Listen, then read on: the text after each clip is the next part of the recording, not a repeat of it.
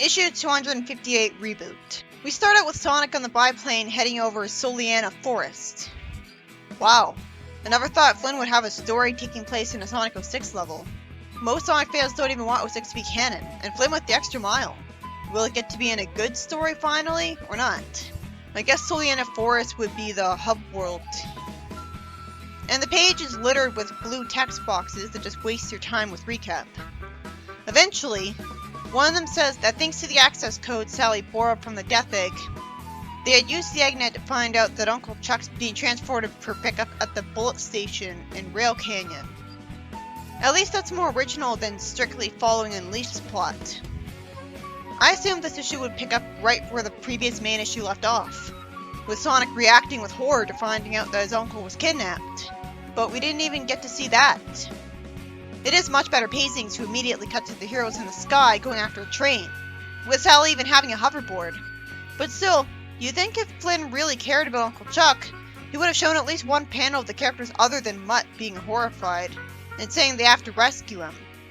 Instead, his kidnapping was shockingly glossed over for Sonic's beloved uncle. Sonic's confusingly positive and upbeat for someone whose uncle just got kidnapped. He's even saying that he likes the wind in his hair. This is not the state I expected Sonic to be in.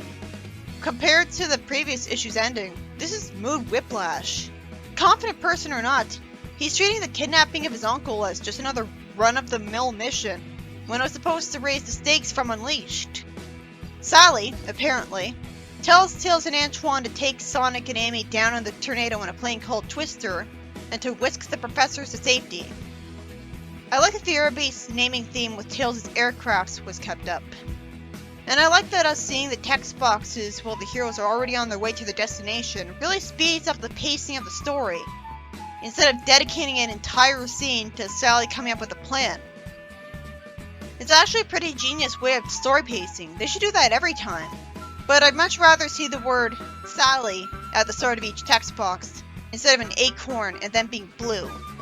It's a convoluted way to... I didn't even see the acorns until now. I was looking at the words. The text boxes should have been brown. And Antoine is a pilot, just like he was in Archie. His plane avoids some lasers, and Sally says in the past that she wants to lead a team to take control of the train and find out where the professors are being held. So, she doesn't know where they're being held when she knew where to go? The Eggnet didn't have that information? Huh? I guess they were too lazy to put that information in the Eggnet, or they didn't think it mattered. Sonic inexplicably disrespects her idea for being smart, which is forced. Also, Sally put Faith and Antoine and Tails as pilots. How did they make the mistake of connecting Bunny's text bubble to Sally? Good thing Bunny has a unique way of speaking. She wants to make them a way in, and I guess Rotor says that's no good because there's no hatch control. And this thing he's holding doesn't have enough juice to cut through the armor. I was wondering why he doesn't bring a ray gun powerful enough to blast his way through it. But damaging the train too much might draw too much attention, or derail it, or make it crash with the professors inside. And maybe it makes more sense that Eggman would have built everything out of material so tough that no ray gun could effortlessly blast through it, explaining why Rotor doesn't do that common sense thing. Maybe even bombs aren't good enough now. That should really be explained. Bunny shoots a laser straight through it, and for some reason she says that's embarrassing when she was useful. And at first I thought she was insulting Rotor, but everyone looks sad. Why didn't Sally get the idea to tell her to do this if it's so obvious even she did it? Sally says they can make this work, and connects a ring to Nicole, and throws her into the train from the hole. But she had a ring, literally on her, and I'm glad we saw that extra detail. But she still says they should be more gentle with her as her organic form is summoned. Sally fortunately apologizes to her, and says that no one else would have fit. As I start to wonder why, if Bunny could make a laser go through that metal to make a small hole, she couldn't make a much larger one. I guess it went through the only metal weak enough to be lasered, and the metal surrounding it was tougher than that. She says that she can take control of the train's systems in a few minutes. At least the writer tried to balance her. She also explains that the train's running on the standard Egg O's, which also better tries to explain why it's possible for her to do this. It's an easy programming language for her. And then I wonder why Eggman thought it was worth the train being automated when this could happen. I guess Nicole's ways of destroying robots, and he knew that it didn't bother with the robot train conductor. If not, I'd have to wonder why he doesn't have a swap bot there instead. But still, this place isn't even guarded. Oh good, we actually see her get threatened by a robot named Eta, which continues the Greek letter trend from SA1. Well, now there's another plot hole. Why on earth did it take so long to threaten her instead of attacking her the instant she fell into the train? She wouldn't have made it this far. She would have been interrupted and killed. What, was it busy staring at the wall and then decided to politely wait for her to finish talking? So once again, we have the entire story being forced because of a plot hole. Too bad, the story was impressing me up to this point. I liked that it wasn't trying to be like Unleashed. Nicole then grabs the idiot ball by standing there talking to a mindless robot, randomly hoping it's on her side. And now it's even more forced because it would have interrupted her here. She dodges it as it smacks something and electricity sparks out. As I wonder why she wasn't equipped with a ray gun or the ability to shoot lasers naturally to deal with the inevitable robot attack. If Bunny can do it, why can't she do it? That's so dumb of Rotor to not think to do that. If she is able to defend herself, then her not destroying the robot by now is another way the plot's forced. Amy says that the train's getting faster, probably because of the train malfunctioning when its dashboard was hit. Why would a train that's moving automatically have a dashboard full of buttons anyways? Buttons for no one to press. I guess for the robot to use, just in case it isn't able to move ahead automatically as well anymore. If that was the standard, then trying to take over any automatic train would be pointless anyways because someone would take over it manually every time, and the heroes would know that. Antoine says he's flying as fast as he can while keeping them level, and Sonic says that something's happened and they have to forget the plan and do this car by car now. I guess Sally called him and told him about Nicole. He tells Amy to start from this end, while he'll run up ahead on the train, and she keeps hitting the train with her hammer telling it to open. I guess the purpose of the planes instead of hoverboards is just in case one of them gets injured, and so they can't use the hoverboard to get home. So they're like ambulances just in case. Oh great, there goes the pacing. We inexplicably got cut away from the exciting action to see a scene with Pickle and Chuck talking to each other. This is such a forgettable and unnecessary scene that I actually forgot about it when I went back to record the script. And of course it starts with Chuck getting hit in the head, as opposed to Pickle. Pickle at least apologizes and says he lost his balance. And it's explained that's because the train lurched, as Professor Pickle's given the first name of Dylan. I just got that it was supposed to be like Dill Pickle, Dylan. If he wanted to do that, he should have just named him Dill. Pickle's senile, wasting our time, as I wonder how he still has his job with his stupid dialogue, instead of being put in a nursing home. He's not funny, he's confusing. Finally, we cut back to Nicole, and she throws her handheld form up to Sally, returning her consciousness to the device. This was a very risky move, and somehow she was lucky enough to have thrown it accurately enough that Sally was able to grab it out of the air without the robot attacking her. Well, this was taking advantage of how unique Nicole is. This is the story idea that Tails couldn't have done. Wait, how does Nicole already know that the professors are on the train? I guess she saw a date about it just in time? She says that she saw that the individual ceiling hatches are less armored, and there's no way to stop the train or quickly search the cars. And Ada doesn't care about collateral damage. Sally tells her friends to go car by car, as I realize that Team Fighters entirely consists of the SATAM exclusive characters, with the sole exception of Antoine who's flying a plane. Well, it does make more sense to separate the technology specializing characters and the ones who can fly from Tails, so they won't look as redundant. The heroes all work on getting inside the train cars. Amy breaks a tile and looks into one of them, and then she talks to herself while saying the word "we," so that just confused me because she's not actually talking to anyone but herself.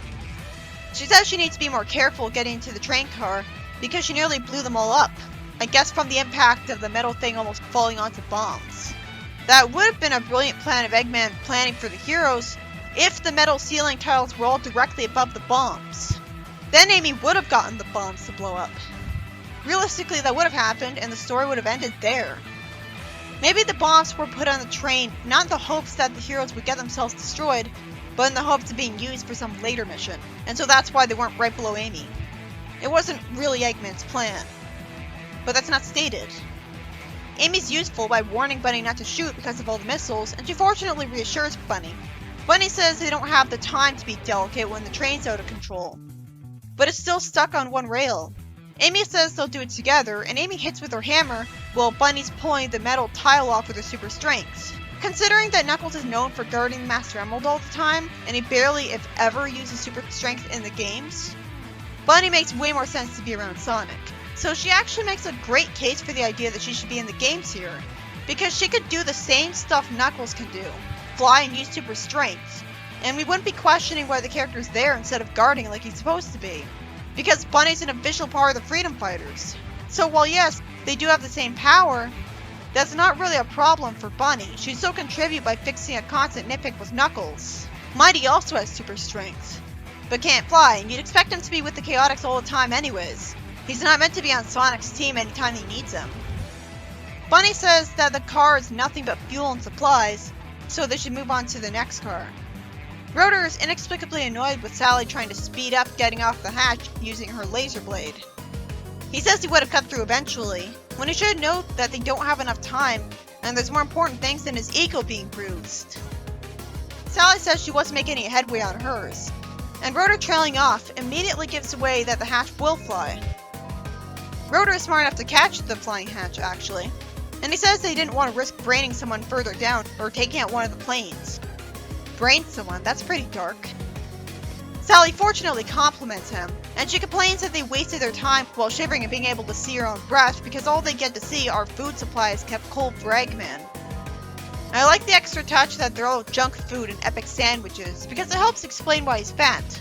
But I'm getting suspicious that all the Saudi M characters are going to fail to find the car Chuck was in, and it's going to be entirely left to one of the game characters. Although it is more satisfying writing to see Sonic save his uncle, since he cares about him the most. But they're not achieving anything. Sonic sings briefly, enjoying himself, and he falls into the wrong car, being threatened by badniks. Oh my god, is there no end to the amount of forced idiot falls in Flint's writing? I refuse to believe that Sonic would just stand there and talk to the badniks while being afraid of them, like he's cowardly Sad-Am Sonic, somehow expecting them to go back to sleep. And I refuse to believe that the badniks were too stupid to attack him the instant he showed up, instead of a panel that's being wasted. Sonic being a coward in front of badniks isn't funny, so this was supposed to be a joke. It wasn't worth the wasted panel. It just makes me angry. Sonic would have immediately started homing attacking all of them. He's dealt with millions of robots before. Why would these scare him? Why is he jumping over one of them with his hand on it instead? Literally anyone who's played any Sonic game before would find this reaction impossible to relate to and really confusing, because they know to beat all the robots immediately if they're controlling Sonic. It's not explained that he knows these specific robots are invincible, and so there's no point in fighting them and he's better off evading them. Even then, that doesn't justify him wasting precious time talking. Confusingly, it immediately cuts away from Sonic without explaining how he expects to get out of the car, and some robots start flying around, threatening the planes. All because Sonic didn't act remotely in character and just destroy all of the robots. This kind of behavior from him would make sense for Antoine because he's the team coward. That's his only gimmick. And it's not like Sonic couldn't pilot the plane, but we saw him pilot the tornado in the games, and it was supposed to be Sonic's plane. We didn't need two planes. So Sally tells Bunny to help the planes, and calls out to Amy to move up and help them with the badniks, as some scorpion robots start threatening Sally and Rotor. Maybe if Sally had a ray gun, which would be more careful, she'd have destroyed these things already. Instead, her and Rotor's idiocy from the start just leaves me wondering how Sally can be lucky enough to avoid the spike balls. And I have to wonder why she doesn't hurt her fists punching the robots. Rotor then reminds Sally why she didn't have Omochao and Teapup keeping them in contact with her friends. They apparently can't fly fast enough to keep up with the train. You'd think Rotor would have made them that fast eventually, so that's stupid too. Sure, they don't have jet engines, but they could. They could have rocket feet like Bunny. And then Sally looks like a gigantic idiot, and so does Rotor, because she says she should get him and Tails to build them headsets before the next mission. Why didn't they have those from the start? Wasn't that always obvious? In fact, in Archie's Sonic, we saw Sally talk to Sonic on a wrist communicator, like in Sonic Boom. Even the main characters of Sonic Boom are smarter than these idiots, because they're always able to contact each other. In fact, their wrist devices are so capable that they have tracking devices in them, just in case. If only we had seen them all start out the mission with headsets, and then something could have happened to the headsets to explain this better. But I can't imagine what. Even if they recently lost their headsets, they would have just had new ones donated to them before this mission. There's just no justifying these experienced freedom fighters being so ill-prepared and equipped at this point. Sally's supposed to be kinda smart, and Rotor and Tails and Nicole were called geniuses. Rotor frees some animals from the badniks as he, I guess, punches them. But that's not made very clear. I guess Sally was hitting the robot with her weapon. I'm glad he's not wearing goggles over his eyes anymore. I'm guessing it'll never be explained how animals can power robots, when it'd obviously take more energy to keep them alive than they'd make. What about an animal being present inside of a machine would magically make the machine get energy?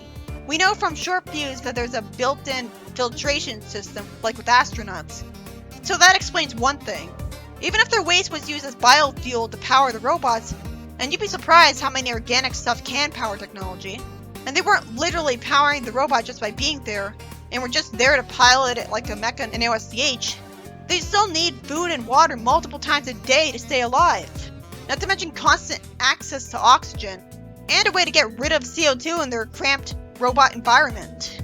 Which would be more trouble than simply building robots who don't need all that stuff to stay alive. The only reason Eggman would be using badniks then is out of sadism. How would they get access to food and water and eat it when trapped inside badniks? Is there room for a food and water supply in those robots for them? I don't think so. The robots are never that much bigger than them. Maybe there's an IV hooked up to every badnik animal with food in it, and the badnik can take water from water vapor around the air. And it recycles the CO2 in the badnik itself to use it to power the robot. Maybe CO2 is most of what powers the robot. Maybe it gets oxygen from outside the robot through some hole in it somewhere. It might make sense, but we've never been shown badniks getting food and water before. We've seen a badnik bar with a chili dog float in Archie, but no badniks actually ate food in front of us before. Amy destroys all the robots near Sally, which was infinitely less interesting than the discussion I just had on the science of badniks. Something that you'd think would have been addressed by now. So, did Sonic simply jump out of the train car? I guess that makes sense. He's a platformer character, and he's got a really high jump in the cartoons. He bounces off a bunch of robots with a spin dash, but we only see him impact one of them. If he could just do this to them, what took so long? All of a sudden, with no explanation, the train starts screeching and slowing down. Huh? So realistically, the heroes are affected by the change in speed, and Sally and Rotor have to get on hoverboards they're smart enough to bring. Rotor reminds Sally that Amy wasn't smart enough to bring an airboard, saying that she came on the Twister. Never mind. Rotor would have had plenty of free time to make an airboard for everybody on the team. If Amy does have her own airboard, there is even less of an excuse for her not to bring it. Isn't Sally supposed to be smart and overly cautious? Having her bring the airboard out of paranoia would be just like her. I guess Amy needs both hands to swing her hammer, so she couldn't have carried an airboard. But Amy can summon anything from hammer space, and not just her hammer, as Sonic Mania Adventures proved twice. So she should have been able to just keep an airboard there. Or if we were trying to be realistic, she could have had the airboard strapped to her back the whole time. Same goes for Sonic. What was she thinking? And this goes for everyone else in the team too, because you think someone would have gotten the idea to keep an airboard strapped to her back. It wouldn't be vertically pointing because her head would be in the way though. It turns out Sonic caught Amy, running along the ground. It makes sense that someone used to handling high speeds would have been unhurt after landing on the ground from a speeding train, because he just started running. Rotor compliments Sonic, and Sally gets an idea, telling Rotor to hold his airboard steady. I love that Rotor's airboard matches his glove and goggle color, and Sally's airboard is blue like her shirt. And it's good color design as well, that rather than Rotor's gloves being completely yellow, they have black fingertips, and a black part before them. Sonic jumps onto the airboards of them both, using them as a creative form of stepping stones to get back up to the train. Well, that's nicer to look at than the more boring, obvious solution, which would be one of the heroes simply flying their airboard closer to Sonic and letting him stay on the airboard a little with Amy, and and then flying the airboard up to the train for him to jump on it. I guess the way the heroes fly their airboards is that they step on specific buttons that control it. I better see those buttons. Out of nowhere, Sonic tells Amy to stick with Sally and Rote because he thinks Amy's slowing him down. It wouldn't slow him down that noticeably when he's that fast. Sally says that the last turn for the train did them a favor and got rid of the badniks. There was a turn? Was that supposed to be it slowing down? Sally suddenly now decides to play it safe by staying near Sonic as a safety net. And yet she didn't have Amy and Sonic keep airboards strapped to their backs, which would have been even smarter than Sonic having a backpack inside AM. Like, why doesn't every hero have one? Rotor says he'll weaken the hatch with his Omni tool. No, that doesn't sound overpowered. Well, better than Rotor being confusingly underpowered like in SAT-AM where he took forever to make weapons. But the idea of a tool that's able to do tons of things with no established limit on what it can and can't do right from the start sounds like just a cheap, easy tool for the writer. A clank happens, and Amy briefly hangs on to Rotor's tool belt for balance. He definitely looked better with a brown tool belt. Since when are tool belts any other color? He starts welding, and Sally wonders if the strain is starting to tear the train apart, since Nicole said all the passages between cars were locked down. How would that mean that? You'd think if anything, the train would be much less likely to tear itself apart if its cars were so tightly sealed together. Of course, Sonic is the one to save Chuck. A huge amount of panels are wasted, wow. At least Sonic says that he'll figure out a way to bust them out. So it's justified that he's standing there listening to them blab because he doesn't actually know what to do yet. Maybe he thinks that if he spin dashes too close to them on the ground, his sharp spines might hurt them as he cuts through the glass dome, especially if they suddenly fall towards him. Chuck says that Dylan's research and the gas samples he was taking in Wood Zone all tie into something bigger. And Sonic says that the world shouting was already too complicated. Not really. You really think that two measly words are too complicated? It didn't even affect the plot. Eggman could have made monsters, so it's not like they needed to come from the planet shattering. At first I was interested, but then I assumed Uncle Chuck was just foreshadowing the werehog transformation. So never mind. You know, having so much foreshadowing to the werehog transformation, when we already know that it's a plot point in Unleashed, just feels like it artificially drags out the plot point. Because it just makes people impatient to see it right away, and then get annoyed that it doesn't show up right away. Or if people aren't impatient to see it because they hate the idea of the werehog, then if that's the majority opinion, why did he even use the werehog idea if most people hated it? Like, you didn't have to use it, but I'm glad he did. I have no idea what's going on at first, and then the story ends with Ada facing Sonic. So apparently it drilled into the train to get to Sonic. Maybe that's why the train's been tearing apart, and Sally was just wrong. I'm surprised the story didn't end with Sonic rescuing Chuck already. I mean, they could have cut out a lot of the padding, and had him rescue Chuck in this issue. Well, that prevents his victory from being overly easy and the drama being underplayed. But I think Sonic would have had the time to spin dash through Ada and kill it one hit with his Sonic speed, sending it straight into the ceiling, if Ada had only showed up before Chuck and Pickle blabbed his ear off. It should at least be explained that Sonic can't attack with his full Sonic speed here, because if he hits hard enough to break through the train surrounding him, he'll fall out of the train car and hit the ground hard. But no, not even then. If he spin dashed right upwards, he'd still have the forward momentum from the train's movement when he'd fall back down. So he'd fall back into the train car anyways, wouldn't he? Problem is, if he spin dashed anything other than perfectly upwards, there would be a big risk of him not landing back in the train car. So maybe the tension will be that he'll be holding back against Ada the whole time, because he has to stay in one small room. This issue was by Ian Flynn, and was about the heroes all trying to find which train car is keeping Chuck and Pickle there. Because for the sake of originality, they're actually able to intercept them in a train, instead of having to go to a boring white room of Eggman to find them. And it's even better writing that Sonic has to face an intimidating robot in front of Chuck to more properly earn saving him this time. It makes logical sense that the heroes kept going to the wrong train car because the chances of them getting it right the first time, or the first few times, were very slim. The story was interesting at least, with a ton of things happening the whole way through. so I guess it can be classified as good. I always look forward to seeing what was in the next train car. I love seeing that Eggman had nothing but junk food in one of them. I love that the next big commander robot was an E-Series robot. And Nicole's uniqueness was taken advantage of in the perfect way. But there are a ton of forced idiot moments in this story. Nicole never would have survived her encounter with Ada. The hero should have looked into the hole to make sure no security robot was in the room first. And then maybe it could spot them and then it would damage the train. Also, they're very lucky that Amy and Bunny didn't get them all blown up from damaging missiles they didn't know were below them. Because the missiles weren't in the right place. Also, if there's so many geniuses on the team, why didn't any of them tell Amy to keep a hoverboard strapped to her back like a sword scabbard the whole time? What about Sonic? He could wear a backpack and SAT-AM just fine. His back spines didn't ruin that plan. You'd think that with all the geniuses on the team, the overall intelligence of the team would be pretty high. The hardest to believe part of the story was that Sonic didn't immediately destroy a whole bunch of badniks, and instead was afraid of them. And so the badniks had to be dealt with by people other than him. Fleetway didn't do that.